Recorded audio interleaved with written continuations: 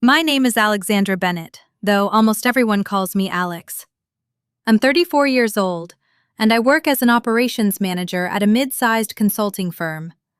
It isn't glamorous work. Nobody leans closer at a dinner party when I explain scheduling systems, client deadlines, or quarterly budgets.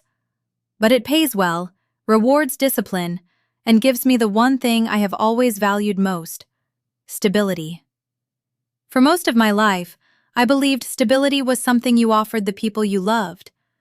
I didn't understand that some people would accept it for years, build their lives on top of it, and eventually resent you for not being chaotic enough. I met Jason Miller during our final year of college. He was studying photography and visual media, and he carried himself like every ordinary moment had the potential to become a story. He was spontaneous, charming, and endlessly curious. He would disappear for an afternoon because the light looked interesting near an abandoned railway station. He could make friends in grocery store lines. He talked about photographing concerts, traveling across Europe, and eventually opening his own studio. I was drawn to him immediately. Where I planned, Jason improvised. Where I made lists, he trusted instinct. At the time, our differences felt complementary. After graduation, we moved into a small downtown apartment. It had one bedroom, an unreliable heater, and a view of a concrete parking structure. But I remember standing in the empty living room with Jason's arms around my waist and believing we had started our real life. Jason wanted to work as a freelance photographer. I knew building a client base would take time, so I never expected his income to be consistent at first. Some months he photographed weddings, corporate events, and advertising campaigns. Other months he barely earned enough to cover groceries. I paid most of the rent and utilities. I helped him design his website, bought him editing software, and worked overtime when he needed upgraded equipment. Whenever he apologized, I gave him the same answer. We're a team. Your success is our success. I meant it. 2 years into living together, Jason lost his biggest client without warning. I came home after a 12-hour shift and found him sitting in the dark. His camera bag was on the floor. His laptop was closed. He looked hollow, as though someone had quietly removed everything inside him. I sat beside him and took his hand. We'll figure it out. You shouldn't have to keep fixing everything, he whispered. I'm not fixing you. I'm helping us. That night, after he fell asleep, I transferred money from my emergency savings into our joint account. It covered his share of the rent and most of the following month's bills. The next morning, Jason checked the balance and wrapped his arms around me. You're my rock, he said. I'll repay every cent. He never did. That became our pattern. His inconsistency, my savings, his gratitude. His promise that things would eventually balance out. There were good periods. Jason landed regular clients and seemed close to becoming financially independent. Those months convinced me our sacrifices were working. 3.5 years into our relationship, he wanted to quit his weekend restaurant job and focus completely on photography. I can make this work, he told me. I just need a few months without worrying about rent. I used my emergency fund again. For 4 months, I covered nearly everything while he built his portfolio. Eventually, he secured 2 reliable clients and stopped working at the restaurant. That night, he opened a bottle of wine and toasted to me. I couldn't have done this without you. I went to bed feeling proud. Looking back, I had financed the freedom that eventually allowed him to decide I was holding him back. We discussed marriage, buying a home, and traveling once our finances improved. I wasn't rushing him. I simply believed he was my person. I also turned down a promotion because it required frequent travel. Jason said the distance would damage our relationship, so I stayed. I stopped taking long hiking trips because he disliked early mornings. My camera remained untouched in a closet, even though photography had once been something we shared. I dropped books halfway through because Jason would complain that I was mentally somewhere else. I carried nearly 80% of our shared life and called it partnership. About a year ago, Jason began talking about feeling trapped. "I need something big," he said one evening. "Something that makes me feel alive again." I thought he meant we needed time away together, so I found a 2-week beach resort package. White sand, clear water, private balconies. The kind of place we had talked about since college, but never seriously booked. I paid the $2,000 non-refundable deposit from my savings. Jason promised to cover his half after his next major client payment. He was ecstatic. That same evening, he posted photographs of the resort online with heart emojis and the caption, "Finally making memories with my favorite person." I smiled when I saw it. Within weeks, the temperature inside our apartment changed. Jason began coming home late. At first, it was 30 minutes, then an hour. Then entire evenings disappeared behind vague explanations about clients and creative meetings. His phone was always face down. Whenever I entered the room, he stopped typing. I told myself not to become suspicious. Trust had held us together for 5 years. Then he started mentioning Maya Collins. Maya was a musician he had met while photographing a local event. She played guitar in an underground band and seemed to live without schedules or consequences. Jason talked about her constantly. Maya had driven 3 hours to see a sunrise because she felt like it. Maya had convinced a club owner to let her perform without being booked. Maya never worried about what might go wrong. Whenever Jason said her name, his face changed. He laughed more easily. It was the laugh I used to bring out of him. He also started sharing quotes online about outgrowing comfortable routines and needing people who challenged you. I saw every post and said nothing. I planned dinners. He canceled them. I arranged a weekend picnic after he complained we never went outdoors. He postponed it twice. At night, he turned away from me and said he was tired. I started questioning everything I valued about myself. Was I too predictable? Too practical? Had the life I worked so hard to build become a cage for him? I suggested a spontaneous weekend trip. Jason barely looked up from his phone. "We're fine, Alex. Stop overthinking everything." We were not fine. The truth arrived on a Tuesday evening in early fall. I left work early, picked up Jason's favorite Thai food, set the table, and lit a candle. I thought maybe one quiet dinner could close the distance between us. Jason came home around 8, staring at his phone. He didn't notice the candle until he had already placed his bag on the couch. "Hey," I said. "How was your day?" He exhaled slowly. "Alex, we need to talk." My stomach tightened. He paced near the kitchen, crossing and uncrossing his arms. Finally, he looked at me. "I love you, but I think we're better as friends." I stared at him. He said we had grown apart. He needed excitement, someone who pushed him beyond his comfort zone. "Is there someone else?" I asked. The pause answered before he did. "Maya." He admitted they had been spending time together. He claimed nothing serious had happened at first, but then confessed they had kissed and slept together.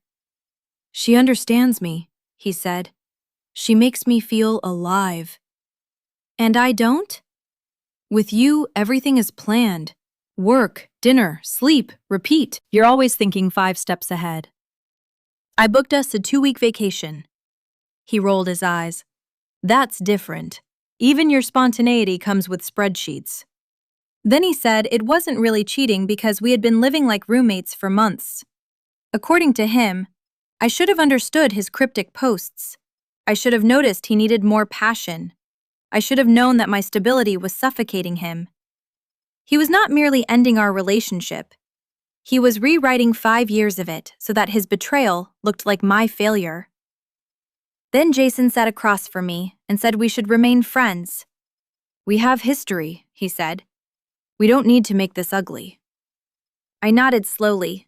He looked relieved. "And we should still take the vacation," he added. "As friends. The deposit is already paid, and I'll give you my half eventually." For several seconds, I simply watched him. Then I said, "Okay."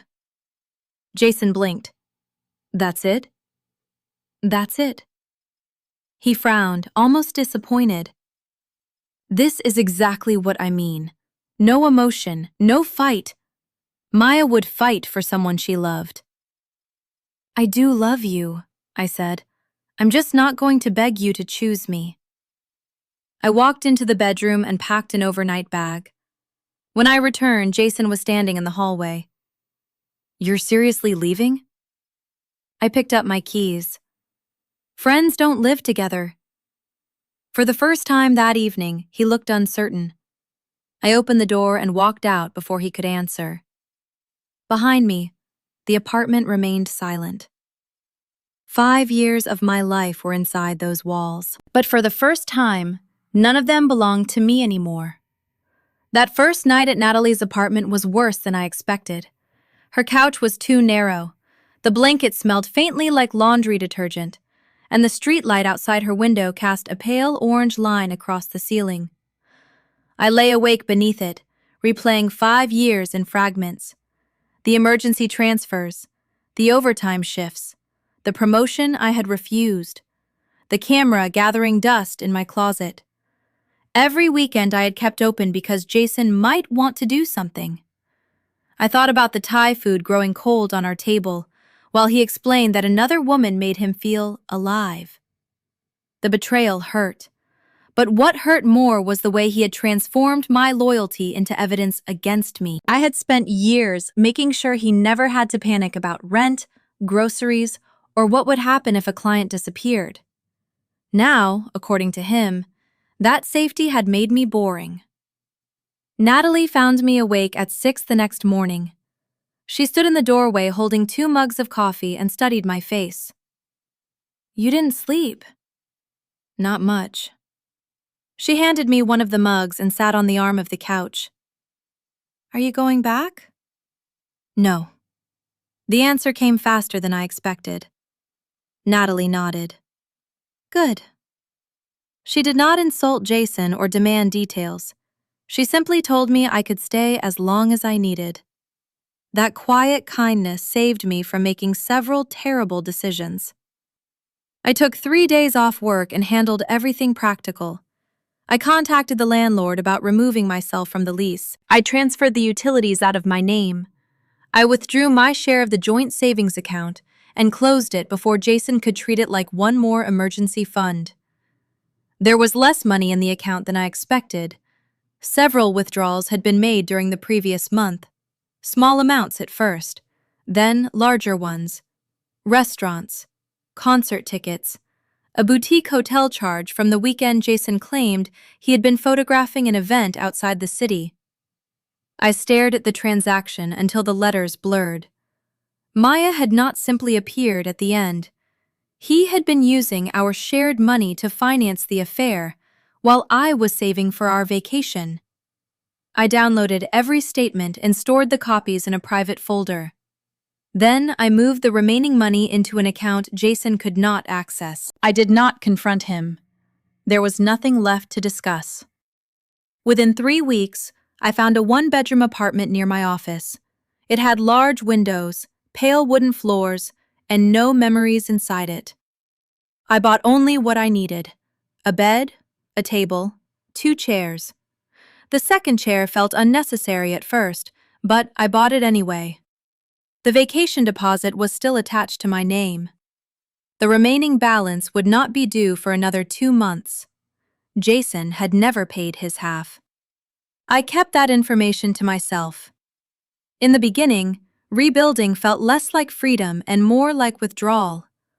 I would reach for my phone whenever something interesting happened, forgetting for half a second that Jason was no longer the person I called. Then I would remember the apartment hallway, his crossed arms, and the disappointment on his face when I refused to collapse.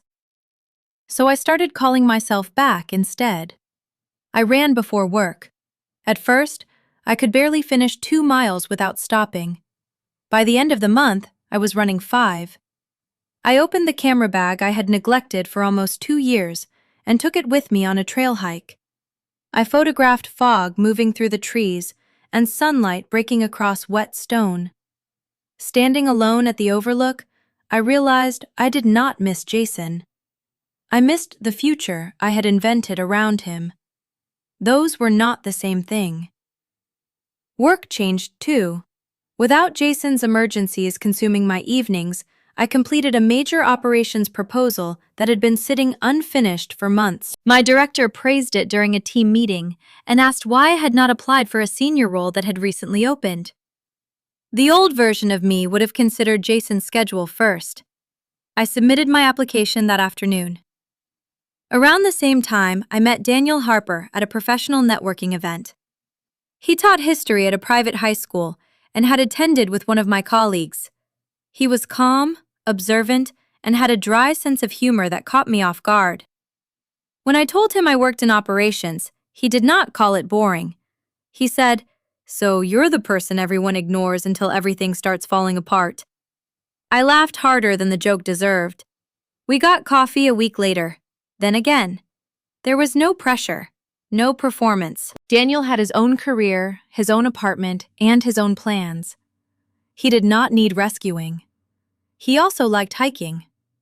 The first time I mentioned that I planned trips using detailed schedules, I waited for him to tease me. Instead, he said, "Good. I'm terrible at remembering reservation deadlines." Something inside me loosened. About 5 weeks after the breakup, Jason finally contacted me. His message was casual. "Hey, hope you've been doing okay. I miss talking to you. Maybe we could get coffee sometime." Then came the real reason. "Also, I should be able to send you some money for the vacation soon. We shouldn't waste the trip just because things changed." I read the message twice. He still believed he was going. I replied with one sentence. "There is no need to send money. Make your own vacation arrangements." His response appeared almost immediately. "Seriously? I thought we agreed to be friends." I did not answer. Another message followed. "Friends don't punish each other." Then, "I can't afford to lose this trip right now." I blocked his number. 2 days later, his mother called. She left a voicemail saying Jason had made a mistake, that everyone deserved forgiveness, and that I should remember how much history we had. "Family sticks together," she said. Jason and I had never been married, but apparently I was close enough to family when bills needed paying. I deleted the voicemail. Then his best friend Eric messaged me. He said Jason was struggling. Maya had disappeared. The situation had become complicated. He claimed the affair had just happened and suggested I let Jason come on the trip because he needed time away. I responded once. "His consequences are not my responsibility." Then I blocked Eric, too. The truth about Maya reached me through mutual friends. She had ghosted Jason less than a month after our breakup. Apparently, she had been seeing several people at once. Jason was not a new love. He was simply one of the people orbiting her. He had also stopped accepting smaller photography jobs because he believed Maya would help him break into the music industry. When she disappeared, so did the opportunities he thought she had promised. His income collapsed. Then he began posting emotional rants online about betrayal, fake people, and loyalty. Several clients saw the posts and quietly canceled future work. For years, I had protected Jason from the consequences of instability. Without me, those consequences arrived all at once. A week later, I received a call from an unfamiliar number. Jason's voice sounded different, smaller. He admitted Maya had used him. He said he had been confused, overwhelmed, and afraid of becoming trapped in an ordinary life. Then he told me he was 3 weeks behind on rent. "I know I don't deserve to ask," he said, "but could you help me out? Just as a friend. I'll repay you." The promise was so familiar that it almost made me laugh. I hung up without answering. The next afternoon, Jason appeared in the lobby of my office. I stepped out of the elevator and saw him waiting near the reception desk. His hair was uncombed. His eyes were swollen. He looked like someone who had not slept properly in weeks. He rushed toward me. "Alex, please, just hear me out." I stopped several feet away. "You shouldn't be here." "I'm sorry." He apologized for cheating, for lying, for blaming me. He said Maya had become volatile before she left. He said his friends had stopped answering. He said he finally understood that I had always been the person who showed up. For one dangerous moment, I saw the man I had loved in college. Then he said, maybe we could try again, or at least help each other like real friends. Help you how? His eyes shifted. I'm behind on rent, and the vacation balance is coming up. There it was. I felt the last piece of hope inside me go still. I'm sorry about what happened with Maya, I said, but our chapter is closed. His expression hardened. You owe me more than that. I stared at him. Excuse me? I stayed with you for 5 years. I put up with your schedules, your rules, your boring routine. The least you could do is cover the trip. The apology had lasted less than 3 minutes. I said quietly, friends don't cheat and then demand money. Jason stepped closer. You're being petty. Maya was right about you. You act strong, but you're terrified of actually living.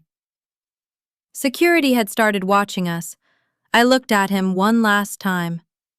Goodbye, Jason. He raised his voice as I walked away. You'll regret this. Daniel is probably just a rebound. No one is going to tolerate you forever. I froze. I had never told him Daniel's name. Slowly, I turned around. Jason's face changed when he realized what he had revealed. You've been watching me, I said. He did not answer. Security moved between us and escorted him toward the exit. I returned upstairs, locked my office door, and opened the private folder containing the bank statements. For the first time, Jason's behavior did not feel merely desperate. It felt dangerous. And the vacation was only 8 weeks away. 2 months passed faster than I expected. By then, the remaining balance for the vacation was due. I paid it in full, just not for the 2 people it had originally been intended for. Daniel and I had grown naturally closer. Coffee had turned into dinners. Dinners became weekend hikes, museum visits, and long conversations that never felt like negotiations. He never asked me to shrink myself. He never treated my reliability like a flaw. When I finally told him about the beach trip and everything attached to it, he listened quietly. When I asked if he wanted to come with me, he smiled. I'd love to. No drama, no guilt, just simple happiness. The morning of our flight, we arrived early, checked our luggage, and walked toward security with coffee in our hands. That was when I saw Jason. He stood alone near the check-in counters with a single carry-on bag. Even from a distance, he looked exhausted. His clothes were wrinkled, his shoulders slumped, and the confidence he once carried had completely disappeared. The moment he noticed me, he hurried over. Alex, can we talk? I shook my head. His eyes moved to Daniel before returning to me. I know I messed everything up, he said quietly. Maya ruined my life. I lost clients. I lost friends. I lost you. I remained silent. I finally understand what you meant to me. Then, unbelievably, he asked, could I still come? I'll sleep on the couch. I need to get away. Several familiar faces from our old friend group were nearby. No one interrupted, but everyone was listening. I answered calmly, you already chose someone else. I was wrong. You didn't just choose Maya. You chose to throw away 5 years and blame me for it. His eyes filled with tears. Please, give me one more chance. Daniel gently rested a hand on my shoulder. It's time. Jason reached for my arm. You owe me that much. I carefully stepped back. No, Jason. My kindness was never a lifetime contract. I hope your life gets better. But it won't be with me. For a long moment, he simply stood there. Then I turned away. Neither Daniel nor I looked back. 2 weeks later, I stood barefoot on white sand with the ocean stretching endlessly in front of us. For the first time in years, I wasn't carrying someone else's future on my shoulders. I was simply living my own. Looking back, I realized something important. Jason didn't leave because I was boring. He left because he believed my loyalty would always be waiting if his excitement disappeared. He was wrong. Sometimes the strongest revenge isn't making someone suffer. It's quietly building a life so peaceful that they no longer have a place in it.